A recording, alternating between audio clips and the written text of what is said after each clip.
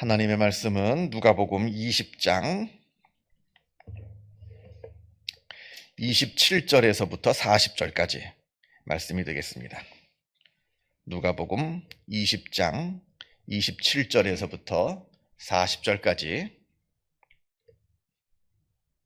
같이 한 목소리로 읽겠습니다. 부활이 없다고 주장하는 사두개인 중 어떤 이들이 와서 물어 이르되 선생님이여, 모세가 우리에게 써주기를 만일 어떤 사람이 형이 아내를 두고 자식이 없이 죽으면 그 동생이 그 아내를 취하여 형을 위하여 상속자를 세울지니라 하였나이다. 그런데 7형제가 있었는데 마지가 아내를 취하였다가 자식이 없이 죽고 그 둘째와 셋째가 그를 취하고 7이 다 그와 같이 자식이 없이 죽고 그 후에 여자도 죽었나이다. 7이 다 그를 아내로 취하였으니 부활 때에 그 중에 누구의 아내가 되리이까? 예수께서 이르시되 이 세상의 자녀들은 장가도 가고 시집도 가되 저 세상과 및 죽은 자 가운데서 부활함을 얻기에 합당히 여김을 받은 자들은 장가가고 시집가는 일이 없으며 그들은 다시 죽을 수도 없나니 이는 천사와 동등이요 부활의 자녀로서 하나님의 자녀임이라. 죽은 자가 살아난다는 것은 모세도 가시나무 떨기에 관한 글에서 주를 아브라함의 하나님이요 이삭의 하나님이요 야곱의 하나님이시라 칭하였나니 하나님은 죽은 자의 하나님이 아니요 살아있는 자의 하나님이시라. 하나님에게는 모든 사람이 살아있느니라 하시니 서기관 중 어떤 이들이 말하되 선생님 잘 말씀하셨나이다 하니 그들은 아무것도 감히 더 물을 수 없음이더라. 아멘.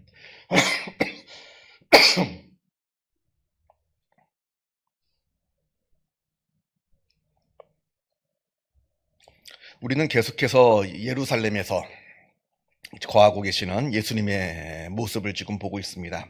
예수님의 마지막 일주일간의 그 예루살렘에서의 행적을 우리는 지금 같이 살펴보고 있습니다. 어떤 사두개인들이 예수님께 와서 논쟁을 벌이는 장면이 오늘 본문의 내용입니다. 이 사두개인들이라고 하는 사람들은 제사장 가문의 귀족입니다. 제사장 가문 출신의 귀족들. 지난 시간에도 말씀을 드렸습니다만 이 사람들이 아무리 제사장 출신이라고 말씀을 드렸습니다만 그럼에도 이 사람들은 성직자라기보다는 귀족이고 정치가입니다. 이 사람들, 이 사두개인들이 생겨난 그 배경을 조금 역사를 좀 설명을 드리는 게 좋겠다 생각이 드는데요. 주전 538년에 바벨론에서 포로 생활을 하던 이 이스라엘 사람들이 다시 고향 땅 이스라엘로 다시 돌아오게 됩니다. 그러면서 200년 동안 이렇게 나라를 세우고 잘 살다가 주전 한 330년 어간에 200년 정도 지난 거죠. 우리가 너무나 잘 아는 알렉산더 대왕이 전 세계를 정복할 때 그때 이스라엘도 알렉산더의 지배하에 들어갑니다. 식민지가 되는 거예요. 그러면서 이렇게 알렉산더는 그리스 사람이니까 그리스에게 약 170년 정도 식민 지배를 합니다. 근데 이때 이 식민 지배를 할 때 굉장히 가혹하게 이스라엘 사람들을 다뤘어요. 하나님께 제사도 못 드리고 할례도 주면 안 됩니다. 만약에 내가 어떤 아이가 할례를 받았다. 할례가 금지되어 있는데 그러면 할례를 행한 제사장은 죽습니다. 당장 죽고요. 아이도 죽습니다. 죽입니다. 그런 다음에 그 죽인 아이의 시신을 어머니의 목에 걸어놓고 다녀야 됩니다. 이거 끔찍한 일이죠. 그 정도로 아주 이 신앙을 박해하고 아주 철저하게 이 이스라엘 사람들의 어떤 정신을, 영적인 부분을 말살하려고 했는데 그러다가 170년 동안 식민지배를 하다가 제사장들이 주도해서 독립전쟁이 벌어집니다. 그래서 결국에 그 그리스 사람들을 다 몰아내고 독립을 되찾습니다. 그때 독립된 왕국이 헤스몬 왕국이라고 하는데 이때는 왕이 다윗 자손이 왕이 되는 게 아니라 제사장들이 왕이 했어요. 제사장들이. 그러니까 제사장들이 그전까지만 제사만 드리던 사람들이 그때부터 이 사람들이 주도해서 독립을 일으켰기 때문에 이 사람들이 왕이 되는 겁니다. 그때부터 이 제사장들이 왕이 돼서 나라를 다스리는데 그러면 제사장들이 나라를 다스리니까 이 이스라엘이 더 하나님께서 보시기에 바른 나라가 되겠다 생각합니다만 그게 문제예요. 이 제사장들이 왕이 되니까 제사장은 완전히 다 잊어버리고 제사장 역할은 다 잊어버리고 완전히 정치가가 됩니다. 더 못되졌어요. 더 신앙을 잃어버리고 더 세속적이 되고 그렇게 됩니다. 그렇게 160년 동안 이렇게 그 제사장들이 왕족이 돼서 귀족이 되는데 그 후손들이 바로 이 지금에 나오는 사두개인들입니다. 그게 하스몬 왕가가 160년 동안 쭉 이어오다가 마지막 하스몬 왕가의 왕이 아니고 총리였던 사람이 예수님이 태어나셨을 때 그 세상 그 베들레헴 근처에 있는 아기들을 다 죽인 못된 헤롯 왕, 헤롯 대왕이라고 하는데 저는 대왕자를 붙이기 싫습니다. 너무나 악한 사람이에요. 그냥 헤롯 1세. 그 헤롯 1세의 아버지가 그 하스몬 왕가 제사장들이 왕했을 때 마지막 왕의 마지막 총리였어요. 이 사람이 쿠데타를 일으켜가지고 자기가 그때부터 왕이 되는 겁니다. 총리. 근데 이 헤롯의 아버지는 이스라엘 사람이 아니에요. 에돔 사람이지. 그러니까 아주 이게 역사가 좀 복잡합니다. 이게 성경에는 나오지 않아요. 성경에는 그 중간에 있는 그 이야기들이 나오지 않고 말라기에서 끝이 나는데 그 이후에 있는 400년 동안의 이야기입니다. 그러니까 어쨌든 이 사두개인들이라고 하는 사람들은 왕족 출신이고 또 귀족 출신이에요. 지금은 이제 헤롯이 왕이 돼가지고 헤롯 가문이 왕이 돼서 다스립니다만 여전히 이들은 귀족으로서 완전히 대접받고 있는 사람들입니다. 말은 제사장 출신이긴 합니다만 가문이, 그러나 누구보다도 현실 정치에 민감한, 그리고 뭐 부활이니 뭐 천국이니 천사니 이런 거 믿지 않습니다. 오직 눈에 보이는 것만 믿는 현실 정치인이 되어버리고 말았습니다. 이게 바로 이 사두개인인데, 이 사두개인들이 이제 부활을 믿지 않으니까 예수님께 와가지고 부활은 없다 이 얘기를 지금 하고 있는 겁니다. 그래서 사두개인들이 이제 예수님을 떠보려고 28절부터 보면 어떤 사람의 형이 아내를 결혼을 했는데 자식을 낳지 못하고 먼저 죽었어요. 그러면 그 동생의 아내를 취하여서 형의 이 상속자를 만들어줘야 되는 겁니다. 이게 이제 요 부분도 뭐 여러 번 말씀을 드리긴 하였습니다만 다시 좀 설명을 드리자면 일명 수혼법이라고, 형수랑 결혼하는 수혼법이라고 하는 겁니다. 형이 아들을 낳지 못하고 죽으면, 자식을 낳지 못하고 죽으면 동생이 대신 그 형수에게 아들을 낳아주는 겁니다. 그래서 상속자를 만들어주는 거예요. 지금이야 이 법이 굉장히 이상한 법이고 말도 안 되는, 무슨 어떻게 동생이 형수랑 결혼을 하냐, 이 말도 안 되는 법이라고 생각합니다만 이게 옛날 우리나라에도 있었대요. 옛날 우리나라에도 있었던 겁니다. 이거는 이런 제도가 생긴 이유는 어떤 성적인 문란함을 이야기하는 게 아니라 여성을 보호하기 위한 하나의 안전장치, 그러니까 사회보장제도 중에 하나입니다. 왜냐하면 이 당시는 여자라고 하는 존재는, 지금이야 안 그렇습니다만 옛날에는 남자가 있어야지만 생존할 수가 있었거든요. 어릴 때는 아버지 밑에, 결혼해서는 남편 밑에, 그리고 나중에 나이가 들어서는 아들 밑에 있어야지 생존할 수 있는 것이 이 당시 여성의 어떤 운명이었어요. 이게 현실이라는 겁니다. 그게 맞다 좋다는 얘기가 아니라 그게 현실이었어요. 이 여인이 아들 없이 내 남편이 죽으면 그 가문에서 쫓겨납니다. 그 가문 사람이 아니에요. 그러면 어떻게 뭐 유산도 받지도 못하고, 내가 대신 받을 사람이 없으니까, 아들이 없으니까, 자녀가 없으니까 유산을 받을 수도 없고 완전히 쫓겨나는 겁니다. 그걸 방지하기 위해서 동생이 대신, 형 대신 아들을 낳아주는 거예요. 지금으로 보면 좀 이상한 제도긴 합니다만 그 당시 관점에서는 여자를 보호하기 위한 하나의 사회보장제도, 뭐 이런 개념으로 봐야 된다는 겁니다. 아무튼 이게 이제 그 이야기를 하면서, 이 사두개인이 그런 이야기를 하면서 칠형제가 있는데 시집온 형수가 첫째, 둘째, 셋째, 넷째, 다섯째, 여섯째, 일곱째까지 다 결혼을 했는데 아들을 낳지 못하고 결국 다 죽었습니다. 그런 다음에 부활을 하게 되면 누구의 아내가 되는 겁니까? 7형제 다 아내가 되었었는데 누구의 아내가 되는 겁니까? 지금 묻는 거예요.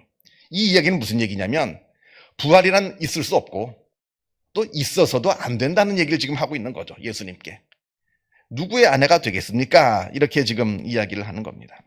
그러자 예수님께서 말씀하시죠. 너희가 부활을 오해하였도다. 부활을 오해한 거예요. 부활이라고 하는 게 그냥 우리 몸이 그대로 이렇게 살아나서 세상과 똑같이, 우리가 죽기 전의 모습과 똑같이 그냥 살아나서 뭐 장가도 가고 뭐 결혼도 하고 뭐 이런, 그러다 또 언젠간 또 죽고 이런 건 줄 안다는 거예요. 그게 아니라 우리가 부활하게 되면 우리는 그냥 우리의 이런 몸이 아니라 부활의 몸을 갖는 겁니다. 부활의 몸. 결혼도 하지 않고 마치 천사같이 하나님의 자녀같이 그러한 존재로 우리가 다시 살아나게 될 것이다. 그 이야기를 하시는 거예요. 35절부터 보면 저 세상과 및 죽은 자 가운데서 부활함을 얻기에 합당히 여김을 받은 자들은 장가가고 시집가는 일이 없으며 그들은 다시 죽을 수도 없나니 이는 천사와 동등이요 부활의 자녀로서 하나님의 자녀임이라. 다른 몸으로 부활한다는 겁니다. 그래서 똑같이 장가가고 아이를 낳고 그런 몸이 아니라 새로운 몸으로 다시 부활하게 될 것이다. 예수님께서 말씀을 하시는 겁니다. 그러면서 트집 잡지 말라는 거죠. 지금 사두개인들이 지금 이 이야기를 하는 것은 정말로 부활이 궁금해서 예수님에게 가르침을 받기 위해서 지금 그러는 것이 아니라 정말로 예수님을 트집 잡고 예수님을 무너뜨리기 위해서 한다는 거예요. 그러니까 오해하지 말고 쓸데없는 소리 하지 말라. 예수님께서 그렇게 이제 말씀을 하시는 거죠. 우리는 부활을 믿는 사람들입니다. 부활을 믿는 사람이고 천국을 믿는 사람들이에요. 우리가 고린도전서 15장을 보면 일명 우리가 부활장이라고 부르는 그 성경 말씀이 나오는데 이때 사도 바울이 뭐라고 말을 하냐면 만약에 부활이 없다면 세상에 제일 불쌍한 사람들이 우리라는 거예요. 왜냐하면 사도 바울 같은 경우에는 이 부활, 구원, 이 천국, 그 복음을 위해서 부활이 있다, 천국이 있다, 예수를 믿어야 부활하고 우리가 예수를 믿어야 천국에 갈 수 있다 하는 이 천국 복음을 증거하기 위해서 그 많은 고생을 했어요. 아주 어려운 일도 많이 당했고 죽을 위기도 여러 번 겪었습니다. 결국에는 그 복음을 증거하다가 순교당했습니다. 그런데 만약에 부활이 없다 치면 세상에 제일 불쌍한 사람이죠. 그죠? 다른 사람들은 어차피 부활 없는 거, 천국도 없는 거, 이 땅에서 그냥 마음껏 놀고 먹고 마음대로 살다가 그러다 죽으면 어차피 똑같이 죽는 거, 그렇게 사는 게 낫지. 왜 복음 때문에 지질이 고생하고 천국 때문에 그렇게 힘들게 살아가냐. 불쌍한 사람이 되는 겁니다. 이 이야기는 천국이 없고 정말 우리는 불쌍한 사람이라는 얘기가 아니라 그만큼 천국과 부활은 확실하다는 겁니다. 의심할 여지가 없다는 겁니다. 그러니까 우리가 이거 천국과 부활을 위해서 이렇게 지금 현재 고생을 하고 고난을 당하고 어려운 일을 당해도 우리는 기뻐함이 있다는 겁니다. 왜냐하면 우리에게 결국에 부활과 천국이 오기 때문에 그 이야기를 하고 있는 겁니다. 부활을 바라보고 천국을 바라보고 사는 사람과 부활은 없다, 그저 천국도 없다, 그냥 눈에 보이는 이 땅만 있다, 이렇게 알고 사는 사람하고는 삶의 질이 완전 다른 겁니다.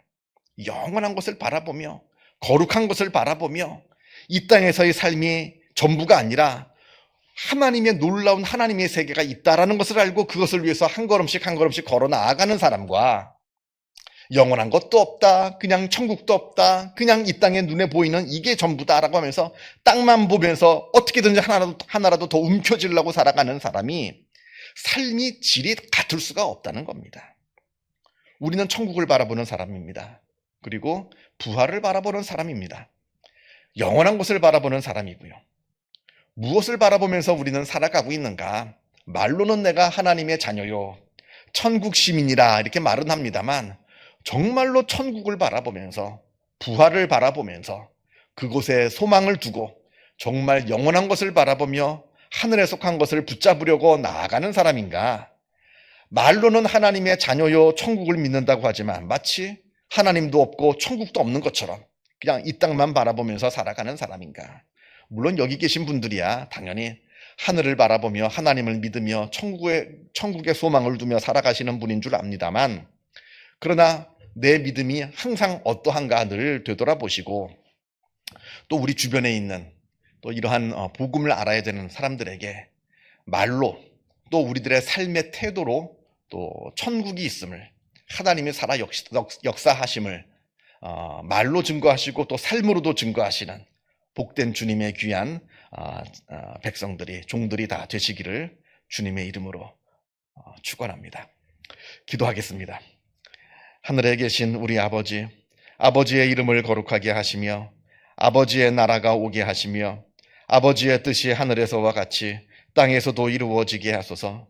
오늘 우리에게 일용할 양식을 주시고 우리가 우리에게 잘못한 사람을 용서하여 준 것 같이 우리 죄를 용서하여 주시고 우리를 시험에 빠지지 않게 하시고 악에서 구하소서. 나라와 권능과 영광이 영원히 아버지의 것입니다. 아멘. 자유롭게 기도하시기 바랍니다.